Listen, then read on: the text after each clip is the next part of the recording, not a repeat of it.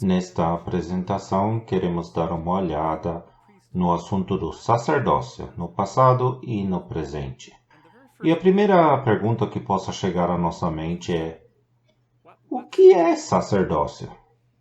Bem, sacerdócio é o meio que Deus providenciou pelo qual nós podemos nos aproximar dele. Esse é o objetivo do sacerdócio, para que tenhamos comunhão com ele. E foi providenciado e baseado na obra do Senhor Jesus Cristo, na cruz. Agora, enquanto crentes, tendo em nós habitando o Espírito Santo, podemos compreender as coisas de Deus que antes, enquanto homens naturais, não podíamos entender. É o que lemos em 1 Coríntios capítulo 2, versículos 12, 13 e assim por diante. Olhando para o Antigo Testamento, como o sacerdócio foi estabelecido no tabernáculo, os sacrifícios dos filhos de Arão, e também Arão que exerciam o sacerdócio, entendemos que essas coisas eram sombras, figuras da realidade que nós agora estamos vivendo em Cristo. Assim, os sacerdócios são todas aquelas coisas dadas e preparadas por Deus para que pudéssemos ter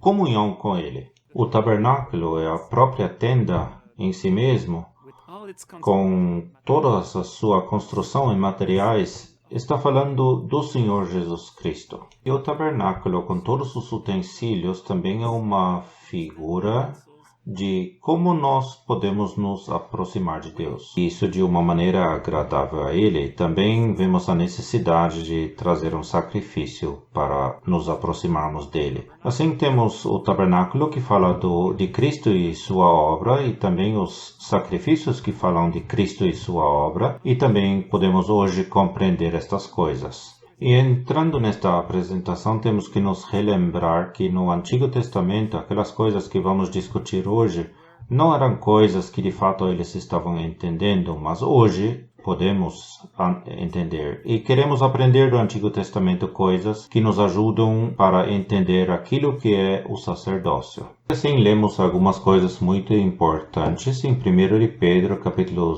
2, versículos 5 e 9. Vós também, como pedras vivas, sois edificados casa espiritual e sacerdócio santo, para oferecer sacrifícios espirituais agradáveis a Deus por Jesus Cristo. E no versículo 9, mas vós sois a geração eleita, o sacerdócio real, a nação santa, o povo adquirido, para que anuncieis as virtudes daquele que vos chamou das trevas para a sua maravilhosa luz. Encontramos ali 3 expressões. Nós agora somos uma casa espiritual para Deus por meio do Espírito Santo, segundo Efésios capítulo 2 e esse trecho aqui. E cada um dos filhos de Deus são pedras vivas naquela casa. E quando a Assembleia está reunida, nós podemos oferecer sacrifícios espirituais a Deus. Somos um sacerdócio santo. Cada um dos filhos de Deus, que é um salvo verdadeiro pela obra do Senhor Jesus Cristo por fé, por graça, ele chegou a ser um sacerdote. Em Apocalipse capítulo 1, versículo 5, nós lemos que Cristo nos fez tais sacerdotes para seu Deus.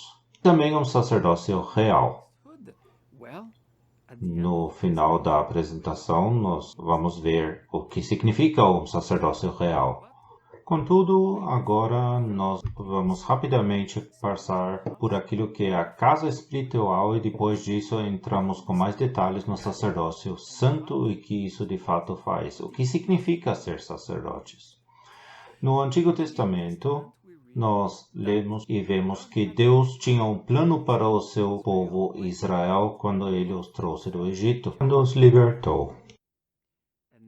Agora, pois, vós me sereis um reino sacerdotal e o povo santo.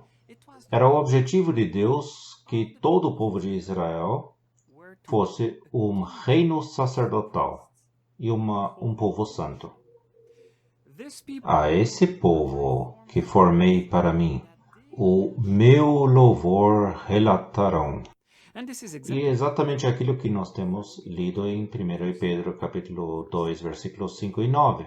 Infelizmente, nós nos recordamos que isso não aconteceu, porque o povo de Israel pecou e eles fizeram aquele bezerro de ouro, aquela imagem fundida. Isso quando Moisés recém estava descendo do monte com as tábuas da lei. Por causa daquele pecado, Deus tinha que armar uma tenda fora do acampamento, onde ele podia encontrar-se com aqueles que queriam chegar a ele. Deus não pode habitar em meio a um povo pecador. Ele providenciou o meio para que isso pudesse acontecer. Isso foi o tabernáculo. Com o tabernáculo havia um caminho para se aproximar de Deus enquanto pecador e também para ser aceito por Deus. E também o sacerdócio foi estabelecido. Existindo o tabernáculo, precisava-se de pessoas para fazer o serviço no tabernáculo. E é nesse ponto que o sacerdote entra em cena. Um sacerdócio santo. No Antigo Testamento, quem era um sacerdote? O que é um sacerdote? Um sacerdote é uma pessoa espiritual que está próximo de Deus e que compreende o que compete a Deus. No Antigo Testamento, por meio da lei de Moisés, o sacerdote tinha o conhecimento daquilo que era necessário fazerem para que pudesse se aproximar de Deus. Assim, eles tinham que exercer tudo o que era necessário em ligação com aqueles sacrifícios e diferentes oblações e serviços, para que pessoas pudessem ter comunhão com Deus e também o povo, enquanto nação, podia ter comunhão com Deus. Já no Novo Testamento é a mesma coisa. Somente aqueles que espiritualmente são vivos podem ser sacerdotes. Somente aqueles que estão próximos a Deus podem ser sacerdotes. Aqueles que têm a compreensão a respeito daquilo que compete a Deus podem ser sacerdotes para Deus, e Deus nos fez tais. Nós temos as Escrituras, temos o Espírito Santo inabitando em nós, que nos dá compreensão das coisas de Deus, e assim podemos servir a Deus desta forma. Bom, quem podia ser um sacerdote? Antes disso, por que sacerdotes? Sacerdotes eram necessários para exercer o sacerdócio. O povo era um povo pecador e era necessário que houvesse intercessão, e o sacerdócio foi estabelecido para que alguém pudesse se aproximar de Deus. Hoje no Novo Testamento isso é bem diferente. Cristo é nosso sumo sacerdote por meio do serviço dele, e porque nós somos filhos de Deus, somos também sacerdotes a Ele, com Ele. E nós podemos nos aproximar de Deus com liberdade, com a nossa adoração, com os nossos sacrifícios e ofertas, e por meio do Senhor Jesus Cristo. Ele fez a propiciação que era necessário para que nós pudéssemos aproximar de Deus. Portanto, precisava-se de sacerdotes. O sacerdote era necessário. Agora tudo é feito pelo Senhor Jesus Cristo. Quem pode ser um sacerdote? Bom, no Antigo Testamento nós vemos que Arão e seus filhos eram sacerdotes, e todos os seus netos e bisnetos, todos eram sacerdotes, porque eram nascidos naquela família e por isso tinham o direito de serem sacerdotes. A coisa que poderia impedir o seu serviço era se eles tinham alguma falha física, um problema físico. E tudo isso são figuras para nós hoje. Para nós, então, quando nós somos renascidos, quando temos vida em Cristo, então nós também somos sacerdotes. Não porque nós decidimos ser sacerdotes, não porque alguém nos estabeleceu como sacerdotes, mas sim porque somos salvos e filhos de Deus. Deus nos fez sacerdotes por meio de Cristo, por meio daquele que providenciou o preço de pagamento para que pudéssemos ser salvos. Cada redimido é um sacerdote. No Antigo Testamento, quando nós vemos Arão e os seus filhos, então isso é uma figura de Cristo e da Igreja. É a escolha soberana de Deus que Arão foi escolhido e também para nós é a mesma coisa, é escolha soberana de Deus em graça que nós somos feitos sacerdotes para sempre. Os sacrifícios. Eles eram dádivas, dons, ofertas que foram levados a Deus, ao templo, para que pudesse chegar à presença de Deus. No Antigo Testamento temos sacrifícios sangrentos e sacrifícios também sem sangue. E vamos contemplá-los um pouco. Mas para nós hoje, no Novo Testamento, como filhos de Deus, nós também temos sacrifícios, ofertas, são sacrifícios espirituais. Assim como temos lido em 1 de Pedro 2, versículo 5. Nós oferecemos louvor a Deus, Deus 13, versículo 15. Oferecemos os nossos corpos em sacrifícios vivos, prestando um serviço, um culto racional, e Deus aceita essas coisas. E Ele se agrada nesses sacrifícios. Não são mais sacrifícios de animais, mas sim um serviço inteligente, são sacrifícios espirituais. E tudo isso fala da obra do Senhor Jesus Cristo na cruz, onde Ele se entregou a si mesmo em nosso lugar, por causa de nossos pecados. Nesses versículos vemos que Ele não conheceu o pecado, Ele foi feito pecado por nós. Cristo nos resgatou da maldição da lei, fazendo-se maldição por nós. Porque também Cristo padeceu uma vez pelos pecados, o justo pelos injustos, para levar-nos a Deus. E sem derramamento de sangue não há remissão. O Senhor Jesus tinha que vir. Ele não veio simplesmente para nos mostrar um exemplo perfeito de um homem perfeito para seguirmos, para que fôssemos salvos, mas ele veio para que pudéssemos ser salvos. Ele veio como Cordeiro de Deus, morreu na cruz para que nós fôssemos salvos. E isso é porque ele veio. E claro que por meio de sua vida nós vemos o seu serviço perfeito, a sua alta entrega, a sua devoção a Deus, todas essas coisas nós vemos, mas ele veio para morrer no nosso lugar, por causa do nosso pecado. Ele veio para ser o Cordeiro de Deus, o único sacrifício que podia nos redimir de nossos pecados. E ao considerarmos todos aqueles sacrifícios do Antigo Testamento, lembremos durante todo o tempo que o único sacrifício que Deus podia aceitar é a pessoa de seu Filho Jesus Cristo. E quando contemplamos esses sacrifícios, então eles falam de vários aspectos de Cristo em sua obra e exatamente o que nós podemos trazer a Deus como sacrifícios espirituais. Isso será de cheiro suave para Ele. Isso é o que nós podemos fazer enquanto sacerdotes hoje em nosso sacerdócio. É o que nós oferecemos a Deus. E com a ajuda de Deus nós vamos passar pelos diversos sacrifícios do Antigo Testamento e tentaremos aprender algumas coisas novas e talvez refrescar as nossas mentes a respeito de coisas que sabemos para que então possamos levar a Deus sacrifícios pelos quais Ele anseia. Em Levítico capítulos 1 a 7 nós temos 4 grandes categorias de sacrifícios. E nos capítulos 6 a 7 temos as leis com respeito aos sacrifícios. Capítulo 1 vemos o holocausto, então a oferta de alimentos. Capítulo 2, o sacrifício pacífico no capítulo 3 e o sacrifício pelo pecado nos capítulos 4 a 5.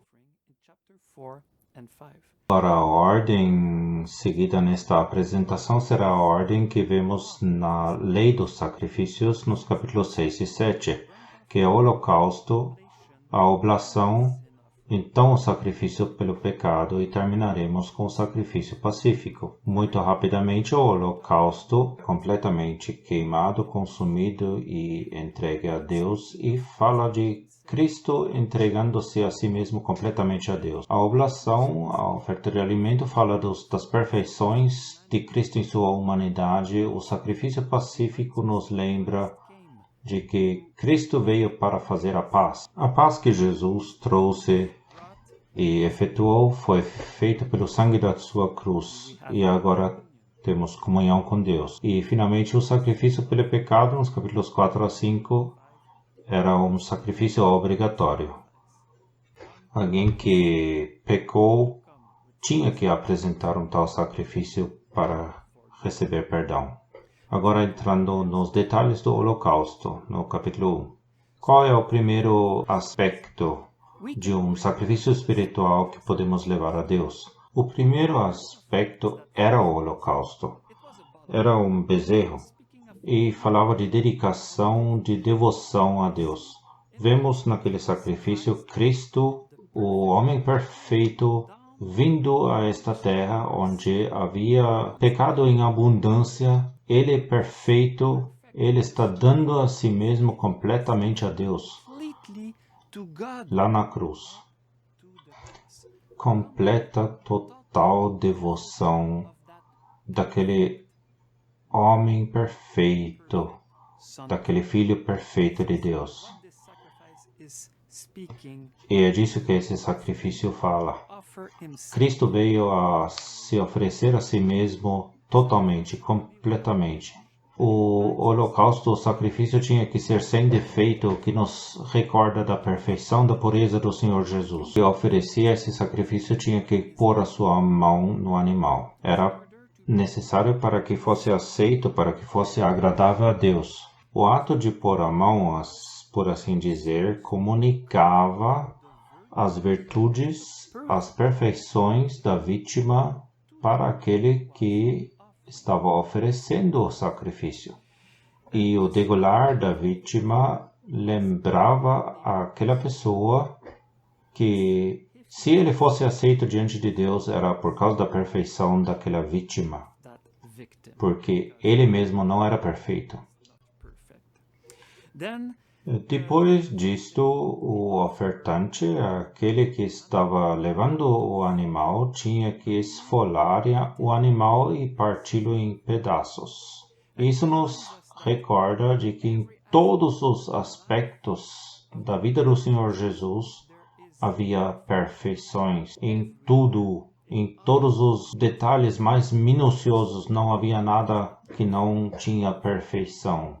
Nós vemos em todos os sofrimentos, em todas as feridas, em todas as dores, nós vemos as perfeições do Senhor Jesus em todos os mínimos detalhes de seu ser. E, finalmente, temos também o fato de que o sacrifício tinha que ser lavado.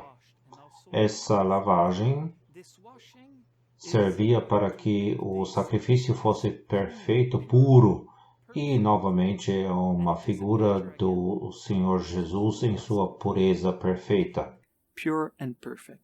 Quando nós tomamos também a palavra de Deus, a água como figura da palavra de Deus, então nós vemos que a palavra de Deus testava o Senhor Jesus em todos os aspectos interiormente, demonstrando que ele era tão perfeito interiormente como era exteriormente. Nós vemos que tudo aquilo que a palavra de Deus podia provar no Filho de Deus era que ele era perfeito e completamente dedicado a Deus.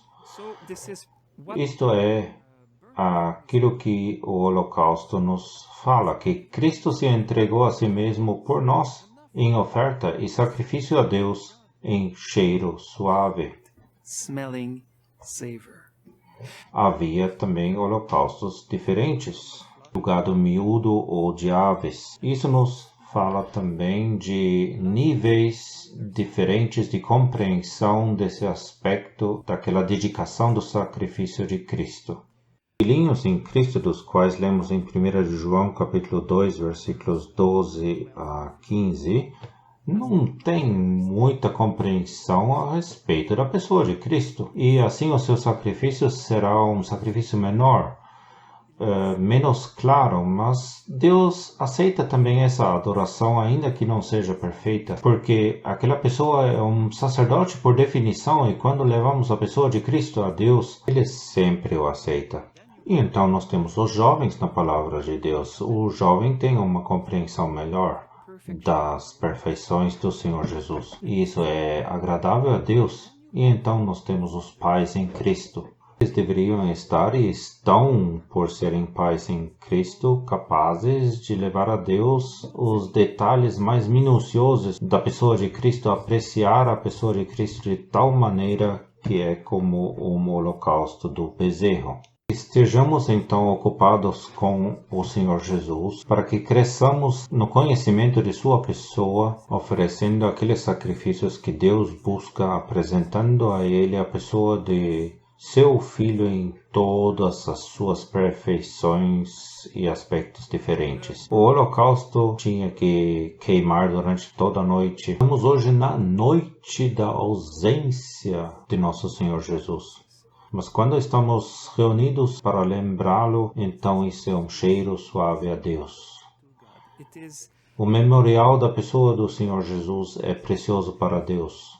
Não apenas uma vez por semana, mas também quando estamos em casa exaltando a pessoa do Senhor Jesus diante de Deus, então isso é agradável a Ele. O segundo sacrifício era a oferta de alimentos. É um outro aspecto que nós podemos, enquanto sacerdotes, levar a Deus a respeito da pessoa de seu Filho Jesus Cristo. Esse sacrifício não era um sacrifício sangrento para ser aceito, mas era um sacrifício que falava da vida perfeita de nosso Senhor Jesus e das perfeições da sua humanidade. Flor de Farinha fala exatamente disto. Na pessoa do Senhor Jesus, tudo se encontrava em harmonia. Nós temos caracteres diferentes, temperamentos diferentes e, por vezes, nós vemos que somos um pouco desequilibrados em nossas maneiras de agir. Quanto ao Senhor Jesus, tudo estava perfeitamente harmonizado em seu ser. Assim, nós vemos a perfeição de sua pessoa e também chegamos lá em todas as circunstâncias. Outro ingrediente da oblação era o azeite. O azeite nos fala do Espírito Santo. E sabemos que a oferta, o sacrifício, eu estava querendo dizer que fala de Cristo, mas sabemos que no sacrifício da oblação o azeite tinha que ser misturado à farinha ou derramado por cima do bolo da oblação. O azeite, portanto, era um ingrediente importante e nós sabemos, é isso que eu queria dizer, que o Senhor Jesus foi concebido pelo Espírito Santo. Ele foi ungido pelo Espírito Santo, ele era cheio do Espírito Santo e o Espírito Santo descia como uma pomba sobre ele. Que diferença comparada a nós? Quando nós fomos batizados pelo Espírito Santo, então foi sob o símbolo de línguas como de fogo. E isso fala do fato de que há coisas em nossas vidas que o Espírito Santo tem que julgar, que nós temos que julgar, porque nós estamos ainda na carne. Com o Senhor Jesus tudo era perfeito, flor de farinha, e quando o Espírito Santo descia sobre ele foi só a figura de uma pomba. Abrindo um parênteses, o batismo com fogo não era o que acontecia em Atos, era o batismo com o Espírito Santo, e o batismo com fogo fala do juízo ainda futuro. O terceiro ingrediente que temos então é o incenso. Isso fala de toda a satisfação que Deus nutre a respeito de seu amado Filho e da perfeita humanidade dele. Tudo o que o Senhor Jesus fez foi para Deus. Não era para que o ser humano fosse aprovado, mas somente para o seu Deus e Pai. Agora nós vemos que o fogo também foi empregado naquela oblação, naquele sacrifício. E o fogo manifesta as perfeições de Cristo nas circunstâncias difíceis dessa vida. Enfrentarmos provas em nossas vidas, vemos de fato o que há em nós. Não é assim? Muitas vezes não é muito bonito e nós temos que julgar isso. Temos que andar pelo Espírito para que possamos produzir, não para que o Espírito tenha liberdade para produzir o seu fruto em nossas vidas. Para senão nós nos julgamos a nós mesmos e as circunstâncias difíceis se apresentam em nosso caminho, a nossa própria natureza se manifesta. Bom, e quanto ao Senhor Jesus, nele, tudo pelo qual ele passou mostrava apenas uma coisa, sua perfeição, toda ela. Temos três maneiras como o fogo era aplicado naquela oblação, naquela oferta de alimentos. Primeiro foi cozida no forno, o que nos fala dos sofrimentos ocultos, escondidos do Senhor Jesus e sofrimentos sobre os quais nós não lemos claramente quando nós estamos lendo os evangelhos. Por exemplo, os sofrimentos que ele deve ter sofrido quando ele estava vendo as consequências do pecado, do mal ao redor dele, quando ele foi rejeitado, quando ele não foi compreendido até mesmo por seus discípulos, quando ninguém o entendia, estando ali na cruz. São sofrimentos que não vemos claramente nos evangelhos, mas quando meditamos nessas coisas, o que isso significava para ele, atravessar essas circunstâncias, então estamos apreciando a morte da pessoa do Senhor Jesus, em todas as suas perfeições que há nele. Deus via todas essas coisas. Uma outra maneira de aplicar o fogo àquele sacrifício era por meio da frigideira, aqui uma frigideira aberta. E isso nos fala das provações e dificuldades públicas pelas quais o Senhor Jesus teve que passar, que mais claramente nós vemos no Novo Testamento. Por exemplo, a fadiga, a contradição dos pecadores, a inimizade, as bofetadas, os açoites, a cruz, todas essas coisas. E essas nós podemos ler e notar os sofrimentos. Em todos esses sofrimentos nós vemos o seu caráter perfeito transparecer. Depois que ele foi cuspido, batido, açoitado, ele está ainda diante de Pilato e ainda presta um testemunho perfeito da verdade. Quem de nós poderia fazê-lo? Mas o Senhor Jesus, sim. Estando com fome, continuava paciente para falar com as pessoas, cansado e ainda assim bondoso com aqueles que o rodeavam. Sabe, às vezes quando nós estamos cansados, pelo menos, nós perdemos a paciência mais rapidamente do que normal. Mas o Senhor Jesus nunca. E finalmente nós temos então algo preparado na caçoula. Isso é uma figura de uma compreensão menor das perfeições do Senhor Jesus, um pouco mais confuso, mas ainda notamos que a pessoa dele não é igual às nossas pessoas. Novamente, um neném em Cristo, um crente jovem, ele vai notar que Cristo não é igual às demais pessoas e não igual a ele mesmo, mas ainda não está tão claro nele. Mas crescendo, se tornando um jovem adulto, ele claramente verá nos evangelhos que Cristo é perfeito em todas as suas maneiras de agir a despeito das circunstâncias. Chegando à estatura de paz em Cristo, podemos adentrar mais profundamente nos seus sofrimentos pelos quais ele passou nas diferentes circunstâncias, ainda que não esteja claramente escrito na palavra de Deus. E se falarmos da sua perfeita humanidade, da sua perfeita vida, nosso Deus e Pai, quando levamos esse sacrifício a Deus em louvor e gratidão, ainda sendo um bebê em Cristo, ele o recebe, porque ele aprecia tudo que está falando a respeito de seu Filho, Jesus Cristo.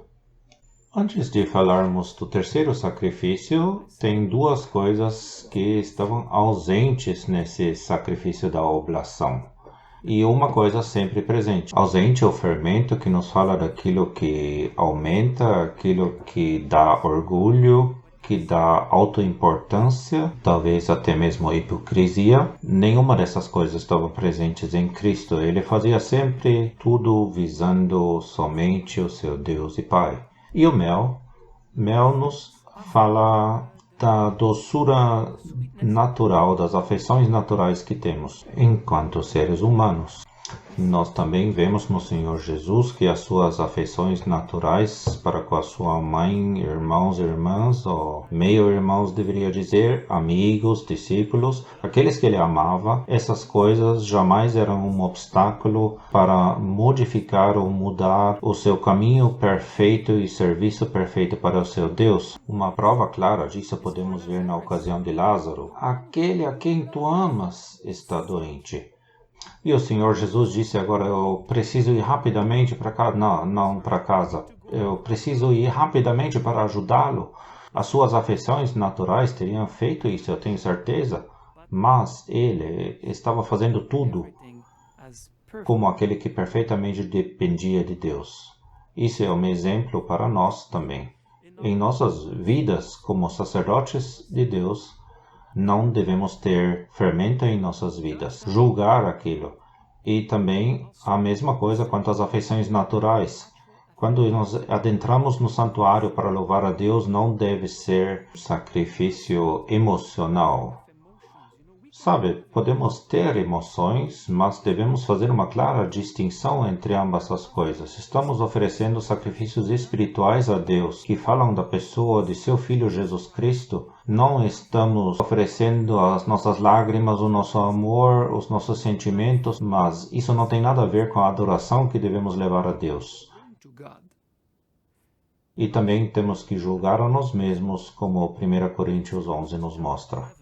E julgando a nós mesmos, se há fermento ali, algo que devemos julgar, pecado, então isso deve ser removido e depois recordamos o Senhor Jesus. Portanto, quando estamos reunidos para oferecer esses sacrifícios a Deus, nada de fermento e nada de mel. Nenhuma emoção natural deve atravessar a reunião, porque eu gosto daquela pessoa, eu gostaria de estar ali, porque eu prefiro aquilo, eu gosto daquilo. Nada natural deve incrementar o nosso serviço a Deus.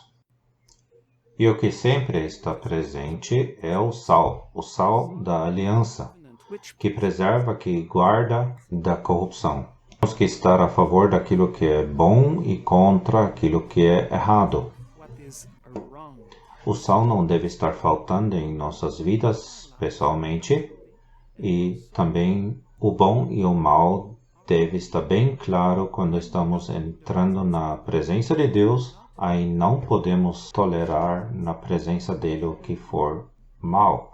Já a pessoa do nosso Senhor Jesus, toda a sua pessoa era perfeita. Finalmente, quanto à oferta de alimentos, naquele sacrifício havia uma parte para Deus. Um punhado nós lemos, e então azeite e também todo o incenso. E isso nos recorda que toda a vida de Cristo era um sacrifício para Deus. Essa então era a parte que era oferecida para Deus no altar. A outra parte era para os sacerdotes. Todo o restante era para o sacerdote. E eles tinham que comê-lo em lugar santo. Muito bem, tudo que toca a pessoa do Senhor Jesus é santíssimo. E quando consideramos a pessoa do Senhor Jesus nas Escrituras, é importante fazê-lo em um lugar santo, não com os nossos próprios pensamentos, com os pensamentos desse mundo e de suas filosofias, mas precisamos receber aquilo que aprendemos a respeito de Cristo diretamente das Escrituras, sem alguma impureza. Devemos aprender do Senhor a respeito de sua santa pessoa. E isso também nos lembra que Cristo é o nosso maná. Cristo é o pão da vida, Ele é o nosso alimento, nós precisamos nos alimentar da pessoa bendita dele. O que transforma as nossas vidas não é brilho e religião, não é religiões e regras, mas a pessoa do Senhor Jesus nos transforma. O quanto mais estivermos ocupados com as suas perfeições enquanto homem perfeito e sua vida perfeita, tanto mais seremos transformados dia após dia, até que Ele vier para nos levar consigo. Portanto, alimentemo-nos do Senhor Jesus para que cresçamos de nenéns para jovens, para pais, a fim de oferecermos novamente aqueles sacrifícios agradáveis a Deus a respeito da pessoa de seu Filho Jesus. Então, em terceiro lugar, o sacrifício pelo pecado. Era obrigatório, mandatório de oferecer um sacrifício pelo pecado. Confessar o pecado em alguns casos, até mesmo restituir o que era devido, não era o suficiente para ser perdoado. Seria necessário um sacrifício para receber o perdão. Pecado é algo sério diante de Deus e quebra a comunhão com Ele. Há 3 sacrifícios principais diferentes pelo pecado. Levíticos capítulos 4 e 5.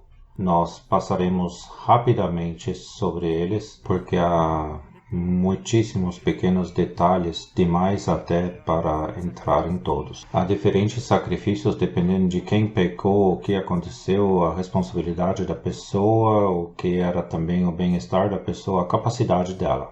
Assim, o primeiro era o sacrifício no grande dia da expiação.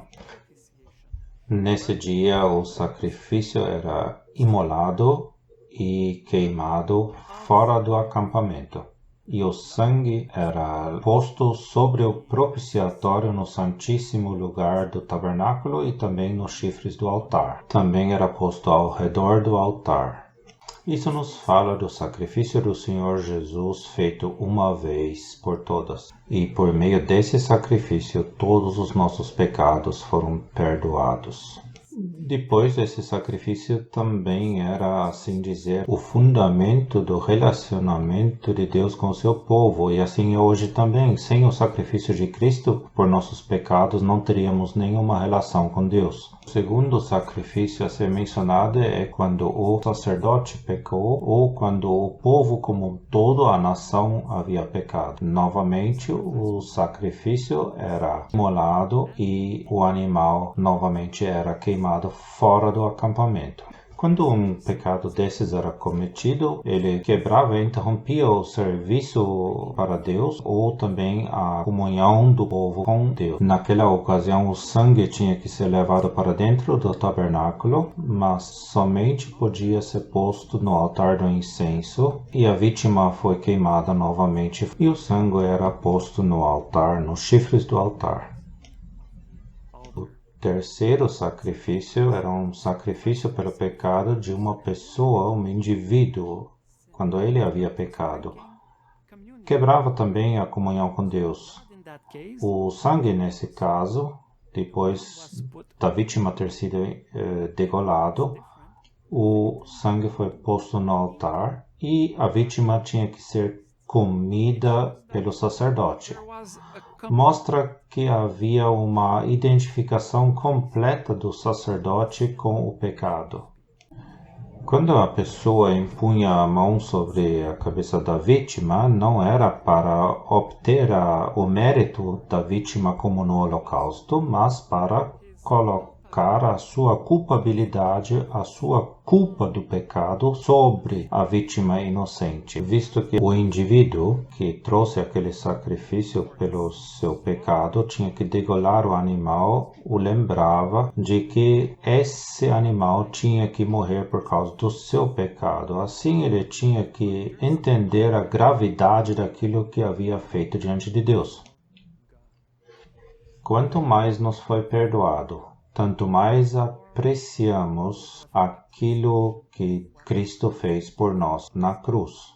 E é sempre bom quando nós formos surpreendidos por um pecado em nossas vidas.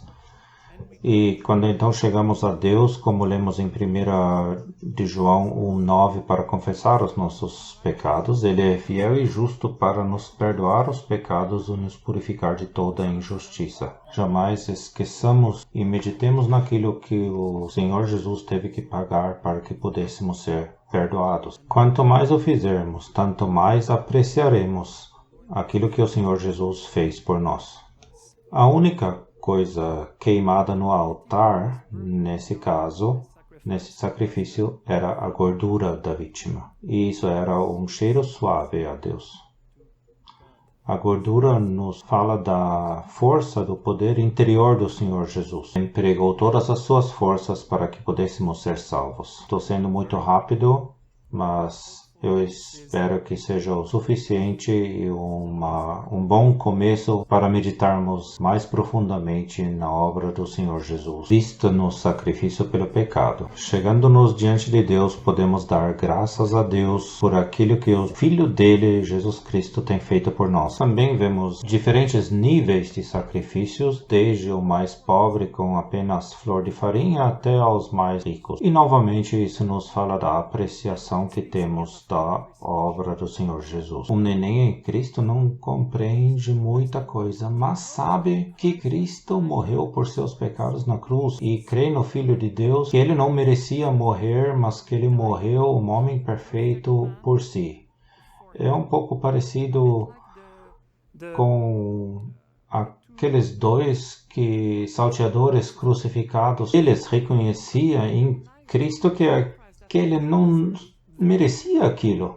Era um sacrifício muito pequeno, como flor de farinha, mas foi aceito. E quando chegamos então aos jovens e pais, muito mais podem apreciar muito mais profundamente aquilo que custou ao Senhor Jesus. Essas coisas podemos trazer diante de Deus. Louvor e gratidão como memorial de seu Filho Jesus Cristo. É um sacrifício aceitável que podemos levar a Deus. Em quarto, então, o sacrifício pacífico. O sacrifício pacífico fala de comunhão com Deus. Cristo tem feito a paz por nós. E Ele é a nossa paz. Agora nós temos comunhão com Deus e comunhão com o Pai, comunhão com o Filho, como lemos em 1 João 1, versículo 3. E o sacrifício pacífico fala exatamente disso. Havia 3 partes no sacrifício pacífico. A primeira parte era dada a Deus. Era o sangue da vítima e a gordura. O sangue nos fala do valor infinito da obra de Cristo aos olhos de Deus, o Pai. E é para a satisfação eterna de Deus. E a gordura novamente nos fala do poder, da força interior do Senhor Jesus e de sua devoção completa a seu Deus e Pai. Devoção até a morte. E esse é um objeto de apreciação e delícias contínuos para o nosso Deus. A segunda parte era para o sacerdote. Foi dado para ele o peito e a espádua, o ombro da vítima.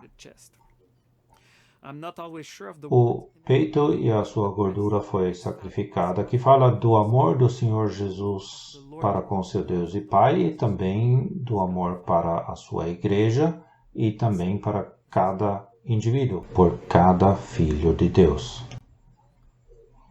E o sacerdote, ele tinha que comer esta parte. E é muito bom para nós, irmãos e irmãs, de nós nos nutrirmos do amor do Senhor Jesus, que Ele teve por nós. A outra parte que era oferecida era a espada, e a espada ou ombro pode nos falar da importância preeminente do Senhor Jesus. Ele não era qualquer um. No Antigo Testamento nós temos um exemplo com o profeta Samuel, que numa ocasião ele fez um sacrifício e ele separou a espada, o ombro, para dá-lo ao futuro rei Saul. E o fez para demonstrar a importância daquela pessoa. No Novo Testamento nós vemos que o Senhor Jesus recebeu um nome acima de todo nome. Ele está sentado à destra de Deus, que um dia todo joelho se dobrará diante dele. E que também ele terá o governo sobre o seu ombro. Aí vemos a importância do Senhor Jesus e podemos nos alegrar em todas as glórias que o Senhor Jesus tem, isso em comunhão com Deus o Pai e com seu Filho Jesus Cristo. Esse é o sacrifício pacífico. O sacerdote tinha que se nutrir disso. Nós temos que nos nutrir dessas coisas. E a terceira parte era para o adorador e os seus convidados, todo o restante era para ele. É interessante vermos que esse sacrifício era um sacrifício completamente voluntário. O adorador vinha movido por gratidão a Deus por todas essas coisas e bênçãos que ele já havia recebido por Deus. Seria assim conosco também.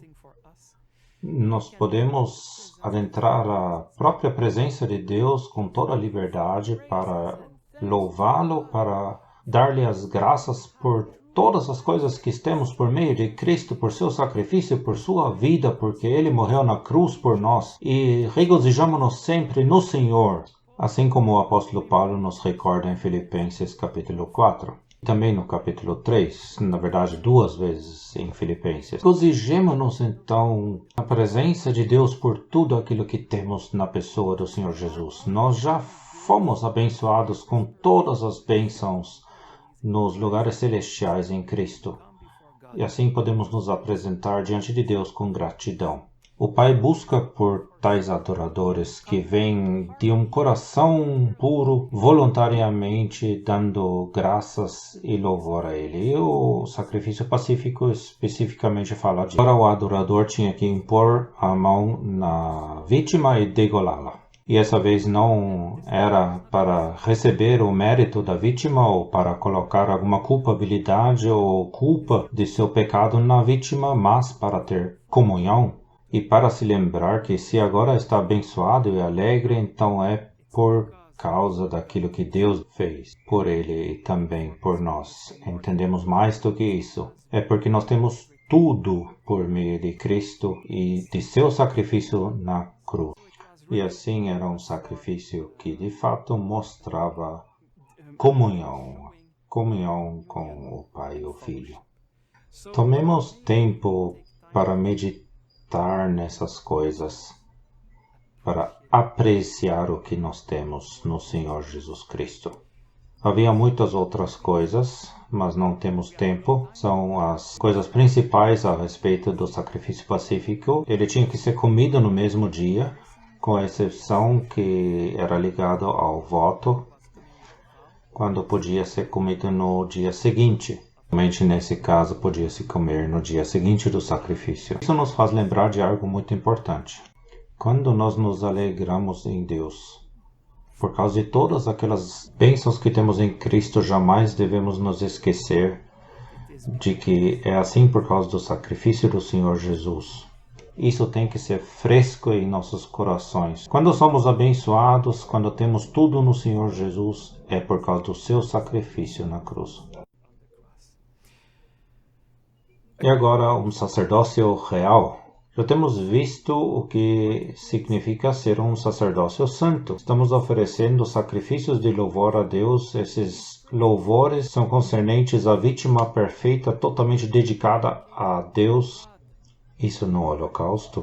Também diz respeito às perfeições de Cristo enquanto homem em sua vida perfeita, a oblação. Diz respeito ao fato de que Cristo morreu por nossos pecados, sofrendo em nosso lugar o sacrifício pelo pecado. E também diz respeito aos louvores que podemos levar a Ele, tendo comunhão com Deus por causa da obra do Senhor Jesus. São todas essas grandes categorias de louvor, de adoração que podemos levar a Deus. Por meio de Cristo, é a pessoa de Cristo que apresentamos a Ele e agradecemos e adoramos a Ele. Mas o que significa então sermos um sacerdócio real? Muito bem, vamos lá. Temos lido em nossos versículos. A kingly priesthood, a holy nation. Um sacerdócio real, a nação santa, o povo adquirido, para que anuncieis as virtudes daquele que vos chamou das trevas para a sua maravilhosa luz. Isto é falar do Senhor Jesus. Se é um privilégio e uma coisa importante de levar sacrifícios de louvor e de gratidão a Deus, também somos convidados a proclamar as virtudes do Senhor Jesus e suas perfeições ao nosso redor. A expressão de Hebreus 13, versículo 15, é bastante similar, onde nós lemos: portanto ofereçamos sempre por ele a Deus sacrifício de louvor, isto é, o fruto dos lábios que confessam o seu nome. Nós podemos falar a outros ao nosso redor de toda a graça, amor, da luz que agora usufruímos em Cristo e na própria presença de Deus pela obra de Cristo na cruz. E quando falarmos do Senhor Jesus às pessoas ao nosso redor, então de fato é ser um sacerdócio real. Nós tomamos as riquezas que temos em Cristo e os compartilhamos com pessoas que precisam dessas riquezas e que levam a salvação às suas almas.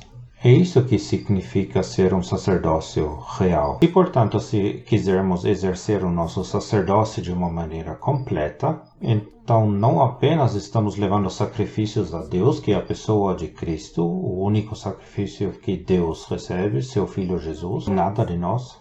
Não podemos levar nada a Deus, exceto os sacrifícios que Ele está buscando, seu amado Filho. Mas também inclui, em segundo lugar, ser um sacerdócio real para falar de Cristo às pessoas ao nosso redor, falar de suas virtudes, das virtudes daquele que nos transportou das trevas à luz para todo sempre. Que correspondamos à mente, ao coração e pensamento de Deus, fazendo essas duas coisas enquanto sacerdócio. oferecendo a Ele os sacrifícios de louvor que dizem respeito ao seu Filho Jesus, a nossa adoração, a nossa meditação, entregando a nós mesmos o nosso corpo, a nossa vida em seu serviço, lembrando sempre o que lhe custou a nos salvar, e que, por outro lado, também proclamemos as virtudes e belezas do Senhor Jesus.